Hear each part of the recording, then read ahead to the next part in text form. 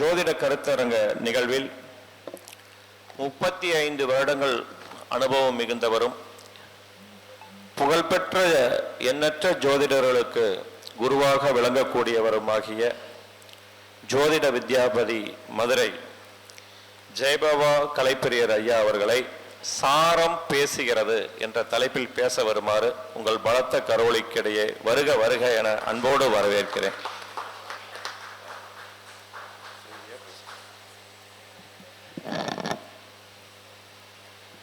வாழ்க அருளுடன், வாழ்க அறமுடன், இறையருளும் குருவருளும் என்றும் துணை நிற்கும். எல்லாம் வல்ல என் குருநாதர் மாயாண்டி சித்தரை வணங்கி, எனக்கு ஜோதிடத்தை கற்றுக் கொடுத்த குருமார்களுடைய பாதத்தையும் வணங்கி, என் தாய் தந்தையர்களையும் வணங்கி, இந்த தமிழ் சிந்தனை பேரவை ஸ்ரீ யோகிஷ் ஜோதிட ஆன்மீக அறக்கட்டளை நடத்துகின்ற முத்தான 3ஆம் ஆண்டு குரு பெயர்ச்சி யாக பெருவெளியில் கலந்து கொண்டு இந்த விழாவில் பேசுவதற்கு வாய்ப்பை நல்கிய எழுத்தாளர், சிந்தனையாளர், ஜோதிடச் சுடர், ஜோதிடர்களை உருவாக்கின்ற ஒரு மாமேதை என் இனிய நண்பர் ராகு வாழ்க ரமேஷ் அவர்களே,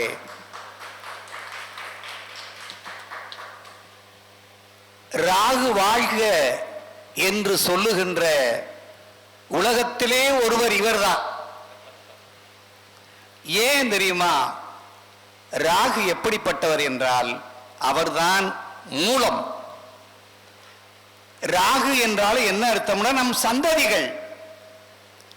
ராகு என்பது நம்முடைய முன்னோர்கள். ஒருவருக்கு குழந்தையே இல்லை என்றால், குழந்தையே பிறக்கவில்லை என்றால், அவருக்கு ராகு காலத்திலே, அந்த ஆண் பெண் இணைவதற்கு ராகு காலத்திலே தேதி குறித்து விட்டால் அவர்கள் முன்னோர்களே வந்து பிறப்பார்களாம். இப்போது ஜோதிடத்தில் நமக்கு ஒரு முன்னோராக, முன்னோடியாக, பராசர மகரிஷியாக இந்த மண்ணிலே அவதரித்திருக்கிறார் என்றால் அது ராகு வாழ்கதான். காரணம், இங்கு குமரபாளையம், குமரன் என்றாலே யாரு? குரு பகவான். குமரன் என்றால் குரு பகவான். அவருக்கு யாகம் எடுத்த பெருமை இவரை சாரும். எல்லா ஜோதிடர்களும் ஜோதிடத்தை வளர்ப்பார்கள், ஆனால் ஜோதிடர்களை வளர்க்கக்கூடிய பெருமை நம்முடைய நண்பருக்கு உண்டு. புத்தகத்தை புனைந்திருக்கிறார், எண்ணற்ற புத்தகங்களை இயற்றியிருக்கிறார். அது புத்தகம் அல்ல, நூல். அது சிறந்த நூல். நூல் என்றால் என்ன? பக்கங்கள் சிதறிவிடக்கூடாது. பக்குவமாய் மனதில் உள்ள, மூளையில் உள்ள கருத்தை அதை இந்த சான்றோர்களுக்கு, வருகின்ற சந்ததிகளுக்கு கொடுக்க வேண்டும் என்பதற்காக இயற்றப்பட்டிருக்கிறார்கள். அதனால இங்கே நம்ம பார்க்கும்போது ஒரு அற்புதம் நமக்குள் வெளிப்படுத்த வேண்டும்னா, அதாவது இந்த குரு பகவான் சுக்கிரன் ராசியில் பயணிப்பதனால் தானோ இங்கு கலை நயம் இங்கு காட்டியிருக்கிறார். சுக்கிர வீட்டிலே ரிஷப ராசியிலே குரு பகவான் இன்று பயணிப்பதனால் இங்கு ஒரு பெண், சுக்கிரன் என்பது ஒரு பெண், அந்த பெண்ணை வைத்து ஒரு கலைநயத்தோடு உருவாக்கியது நம் ராகு பகவான் தான். அடுத்து ஒன்று, அவர் பேரிலே ரமேஷ், இதெல்லாம் புஷ் புஷ்ன்னு வரும், அதெல்லாம் பாம்பு தானே. இசு புஷ் எல்லாமே பாம்பு தானே. பாம்பின் சவுண்டே இசு புஷ்ன்னு தான் சவுண்ட் வரும். ஏன்னா நான் கண்ணால பார்த்திருக்கேன். நைட்டு 1 மணிக்கு எந்திரிச்சு பாத்ரூம் போயிட்டு வரும்போது ஒரு நாகமானது பைக்கில் இருந்துட்டு சவுண்டு விட்டுச்சு. அழகான சவுண்டு, இதுவரை நான் கேட்டதே இல்லை. அது புஷ்ஷு இஸ்ஸுன்னுச்சு. அப்பதான் தெரிஞ்சது. நான் அருகில் கூட வந்தேன், என் குலதெய்வமே நாகம்மா தானே. அந்த நாகம்மாவை பார்க்கக்கூடிய ஒரு வாய்ப்பு கிடைத்தது. அதனால் தான் இந்த குரு பயிற்சியினுடைய யாகத்தில் கலந்துகிட்ட பெருமை எல்லாருக்கும் உண்டு. அது மட்டும் இல்ல, யார் ஒருவர்கள் புண்ணியம் வைத்திருக்கிறார்களோ, யார்கள் புண்ணியம் தேடி இருக்கிறார்களோ அவர்கள் தான் இந்த மாதிரியான யாக வேள்வியில் கலந்து கொள்ள முடியும் என்பது அவர்களுக்கு புண்ணியம் இருந்தால்தான் அது நிச்சயமாக நடக்கும். இப்ப நான் அமெரிக்கன் கல்லூரியில் படித்தேன். எனக்கு பேராசிரியர் சாலமன் பாப்பையா. ஆனா அவர் எப்படி இந்த மேடையில் பேசினா எப்படி பேசுவாருங்கிறத நான் பேசி காட்டுறேன் பாரு. அருமை பெரியோர்களே, அன்பு தாய்மார்களே, அனைவருக்கும் வணக்கம் ஐயா. வாங்க, வந்து உட்காருங்க, நல்ல கருத்து தெரிஞ்சிட்டு போங்க ஐயா. ஜோதிடம்னா ஒண்ணுமே இல்லையா, நீ எப்படி இருக்க போற, கருவறையிலிருந்து கல்லறை வரைக்கும் நீ என்ன செய்ய போற, அதைத்தான் ஐயா நாங்க சொல்றோம் அப்படின்னு சொல்லுவார். அப்படிப்பட்ட அந்த மாமேதை எங்களுக்கு பேராசிரியர். அதனால் அவர்களை மறக்க முடியாது. இப்ப என்னுடைய தலைப்புக்குள் நான் வந்து விடுகிறேன். சாரம் பேசுகிறது. எப்படி பேசும்? ஜோதிடர்களுக்கு தான் தெரியும். ஒரு கிரகம் எந்த சாரத்தில் இருக்கிறதோ அந்த சாரம்தான் அந்த கிரகத்தை இயக்குகிறது. ஒரு கிரகம் ஒரு வீட்டிலே அமர்கிறது என்றால் அந்த கிரகம் அது நடிகன். அந்த கிரகம் நடிகன். அந்த கிரகம் நின்ற நட்சத்திரம்தான் டைரக்டர். அந்த டைரக்டர் என்ன சொல்றாரோ அதைத்தான் இந்த கிரகம் கேட்கணும். உதாரணமா நேற்று ஒரு ஜாதகம் வந்துச்சு. அவர் ஒரு ஜோசியர் என்கிட்ட கேட்கிறாரு, கேது திசை எனக்கு என்ன செய்யும் அப்படின்னு கேட்கிறாரு. அவர் கன்னியா லக்னம். அவருக்கு நான் 3ஆம் இடத்துல கேது இருக்காரு. அவர் எந்த நட்சத்திரத்தில் இருக்காரு? சனியினுடைய நட்சத்திரத்துல அனுசத்துல இருக்காரு. அந்த சனி எங்க இருக்காரு? கும்பத்தில் இருக்காரு. கன்னிக்கு எத்தனாம் இடத்துல இருக்காரு? 6ஆம் இடத்துல இருக்காரு. இப்ப 6ஆம் இடம்தான் யாரை இயக்க போகுது? இந்த 3ஆம் இடத்துல இருக்கக்கூடிய கேதை இயக்க போகிறது. எப்படியா இயக்கம் கேட்டேன். ஒரு இடம் விற்கணும் இருக்கீங்களோ அப்படின்னு. ஆமா, ஒரு பூர்வீகமான இடத்தை விற்கணும் இருக்கோம். ஒரு நூலை கஷ்டப்பட்டு எழுத வேண்டி இருக்கிறது. என் குலதெய்வ சம்பந்தமான நூலை எழுத வேண்டி இருக்கிறது. அதையும் இந்த கேது என்ற அந்த சாரம் சனிதான் இந்த இடத்துல சாரம் சொல்லுகிறது. ஜோதிடம் எளிமையானது, உண்மையானது. காசு யாரொருவர்கள் அதிகமான பணத்தை வாங்கி கொண்டு பரிகாரம் என்ற பெயரிலையும் பணத்தையும் அதிகம் வாங்கி கொண்டு அவர்களை வழிநடத்துகிறார்களோ அவர்கள் ஜோதிடர்களாக நாம் ஏற்றுக்கொள்ள மாட்டோம். ராகு வாழ்க ரமேஷும் ஏற்றுக்கிற மாட்டார். காரணம் என்ன என்றால், ஜோதிடம் என்பது தெய்வீகம். ஜோதியை அறிந்தவன் தான் ஜோதிடன். ஜோதி தான் யாரு? இறைவன். அப்ப அந்த ஜோதியை அறிய வேண்டும். இப்ப நம்ம இந்த 12 லக்னம், நல்லா கவனிங்க, லக்னம் 9 கிரகங்கள் எந்த நட்சத்திரத்தில் இருக்கிறது என்று பார்க்க வேண்டும். எந்த சாரத்தில் இருக்க வேண்டும் என்று பார்க்க வேண்டும். அந்த சாரம்தான் அதை இயக்கும். அப்ப ஒரு லக்னம் எந்த லக்னமாக இருந்தாலும் சரி, அந்த லக்னம் எந்த நட்சத்திரத்தில் விழுந்திருக்கிறது என்று பார்ப்போம். யாராவது ஒருத்தர் எந்திரிச்சு என்னுடைய லக்னம் இந்த நட்சத்திரத்தில் விழுந்திருக்குன்னு ஒரு ஜோசியர் சொல்ல முடியுமா? அப்ப அவங்க சொன்னான்னா அவங்க யாருன்னா அதை தெரிஞ்சுக்கலாம். அப்ப அந்த லக்ன புள்ளி 10 விதமான இவர் பாருங்க, மேச லக்னம் பரணி நட்சத்திரத்திலே விழுந்திருக்கிறது. இந்த பரணி என்பது யார் அப்படின்னா, அந்த பரணி என்பது கலையின் அதிபதி.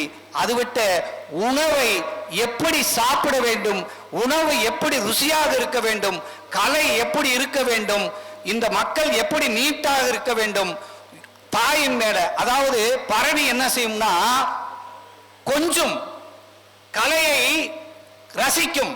அப்படிப்பட்ட இது அந்த பரணி பெண் குழந்தையின் மேல அதிகமான பற்று உள்ளது, தாய் மேல அதிகமான பற்றுள்ளது. எப்படியாவது ஒரு தீக்காயமாவது வாயில் ஏற்படுத்தும். அப்படிப்பட்ட நட்சத்திரம்.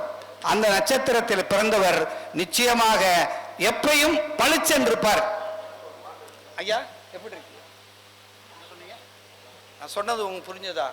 எப்படியும் அதாவது பரணி நட்சத்திரத்தில் லக்ன புள்ளி விழுந்துருச்சு அப்படின்னா அவர் உணவிலும் சரி, அந்த உணவை எப்படி ரசிச்சு சாப்பிடணும், எந்த உணவில் எந்த குறைபாடு இருக்கும் அப்படின்னு அப்படி என்று சொல்வார்கள்.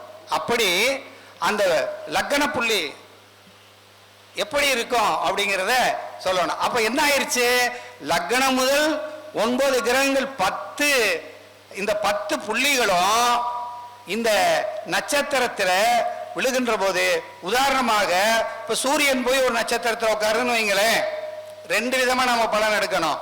ஒண்ணு, அந்த கிரகத்துக்கு ஒரு பலன், அது எந்த பாவத்தின் அதிபதியோ அதுக்கு ஒரு பலன் நம்ம எடுக்கணும். அப்பதான் அது நமக்கு தெரியணும். ஆகினால நம்ம ஜோதிடம் பார்க்கும்போது எந்த சாரத்தில் இருக்கிறது என்று பார்க்க வேண்டும். அந்த சாரம்தான் நமக்கு முழுமையானதாக கொடுக்க வேண்டும். இப்ப லக்னம் சந்திரனுடைய சாரத்தில் விட்டுட்டா விழுந்துருச்சுன்னு வச்சுக்கோங்களேன், அவங்க எப்படி இருப்பாங்க அப்படின்னா, ஒரு இடத்தில் நிலையாக இருக்க மாட்டார்கள், பயணத்தை விரும்பக்கூடியவராக இருப்பார்கள். அப்ப அவர்கள் எப்போயுமே பயணம் செய்து கொண்டே இருப்பார்கள். சூரியனுடைய நட்சத்திரத்தில் விழுந்து விட்டால் நிர்வாக பொறுப்புள்ளவர்களாக இருப்பார்கள். திருவாதிரை நட்சத்திரம் ராவுடைய நட்சத்திரத்தில் விழுந்து விட்டால் அவர் எப்படி இருப்பாரு, பிரமாண்டமாக எல்லாருக்கும் தெரியக்கூடிய சூப்பர் ஸ்டாரா இருப்பாரு. அப்படி அதே மாதிரி குருவுடைய நட்சத்திரத்திலே லக்ன புள்ளி விழுந்து விட்டால் நேர்மை, சிந்தனை, நிதானமான ஒழுக்கமானவர்களாக இருப்பார்கள். செவ்வாய் நட்சத்திரத்திலே லக்ன புள்ளி விழுந்துருச்சோம்னு வச்சுங்களேன், அவர்கள் கோபமுடையவராகவும் வேகம் உள்ளவர்களும் விவேகம் உள்ளவர்களோடு அவர் எப்போதும் பாதுகாப்புள்ளவர்களாகவும் இருப்பார்கள். இப்படி எத்தனை புள்ளி எடுக்கலாம், ஒரு 10 பாயிண்ட் வச்சு ஒரு லக்னம் முதல் இந்த 9 கிரகங்கள் வச்சோம்னா 10. அப்ப நட்சத்திரத்தில் இருக்கும்போது இதே மாதிரி ஒரு 100, அதாவது 198 108 பாயிண்ட் எடுக்கலாம். இப்படி இந்த மாதிரி எடுக்கணும். இதை விட முக்கியமானது என்ன அப்படின்னா, ஒரு லக்னத்தை மட்டும் நாம் பார்க்காமல் காலபுருஷ தத்துவத்தையும் இணைத்து, ஏனென்றால் அதுதான் ஜெகத் லக்கணம். ஜெகத் லக்கணத்தையும் பார்க்க வேண்டும், ஜென்ம லக்கணத்தையும் பார்க்க வேண்டும், சந்திர லக்கணத்தையும் பார்க்க வேண்டும். இந்த 3ஐயும் பார்த்து ஒரு முடிவுக்கு வரணும். இப்ப ஜெகத் லக்கணம் என்பது சூட்சமமாக இயங்கும், ஆனால் லக்னம் என்பது உயிராக இயங்கக்கூடியது. ஆனால் சந்திரா லக்னம் என்பது அவருடைய மனமாகவும் உடலாகவும் இயங்கும்.